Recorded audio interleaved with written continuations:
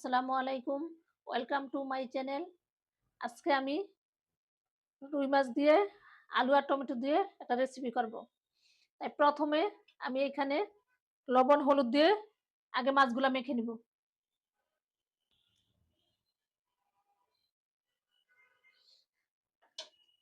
এখন সবগুলা মাছ আমি এভাবে মেখে নিব।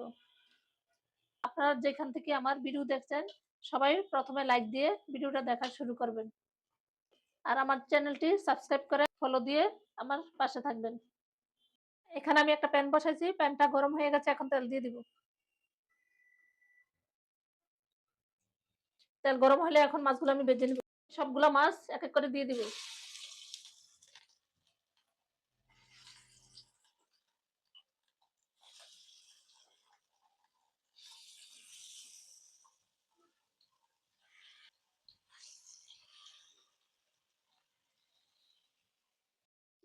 উল্টে দেব।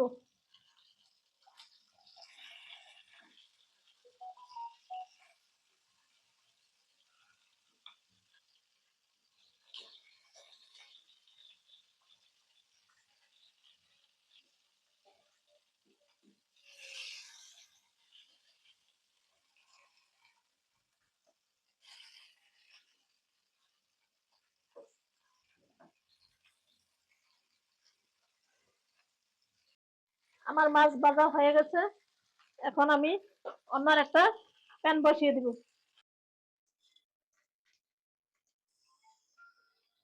এখানে আমি পেঁয়াজ রসুন আমি আগে থেকে বেটে রেখেছি।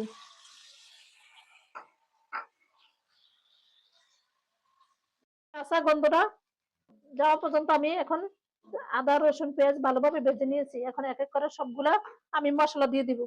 প্রথমে স্বাদ মতন লবণ, 1 চামচ হলুদের গুঁড়া, 1 চামচ মরিচের গুঁড়া, সাথে কাঁচা মরিচও দিব, এই মরিচ অল্পই দিয়েছি।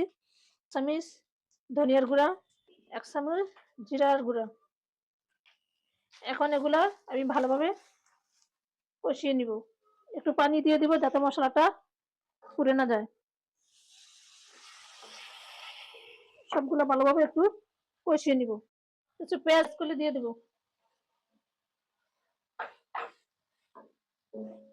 এখন এগুলো ভালোভাবে একটু নেড়ে এখন আলুগুলো দিয়ে দিব।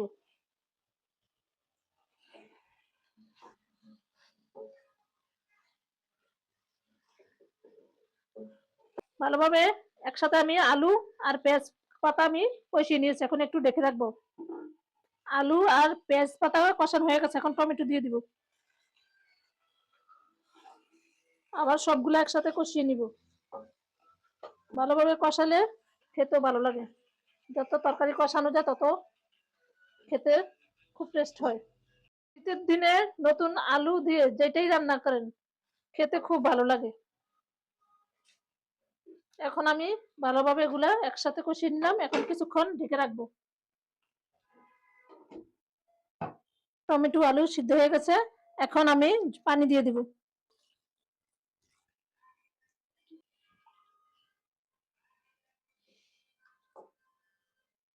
এখন ভেজে রাখা মাছগুলো দিয়ে দিব। সবগুলো মাছ এখন দিয়ে দিব।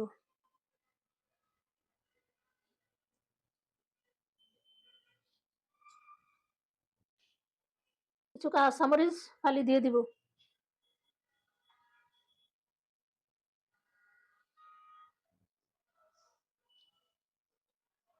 এখন কিছুক্ষণ ঢেকে রান্না করে নিব।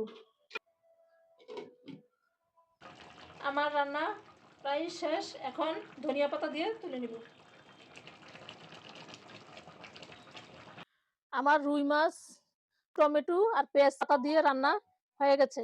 আমার রেসিপি আপনারা কে কোথায় থেকে দেখেছেন আমাকে কমেন্টে জানাবেন।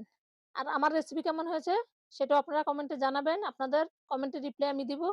আর এত আমার সাথে থাকার জন্য আপনাদেরকে অনেক ধন্যবাদ। আপনারা সবাই এভাবে আমাকে সাপোর্ট করবেন। আমার ফেসবুক পেজটিতে আপনারা ফলো দিয়ে আমার পাশে থাকবেন। ইউটিউব চ্যানেল থেকে যারা এখনো সাবস্ক্রাইব করেন নাই তারা সাবস্ক্রাইব করে আমার পাশে সবসময় থাকবেন। সবাই ভালো থাকেন, সুস্থ থাকেন। আল্লাহ হাফেজ।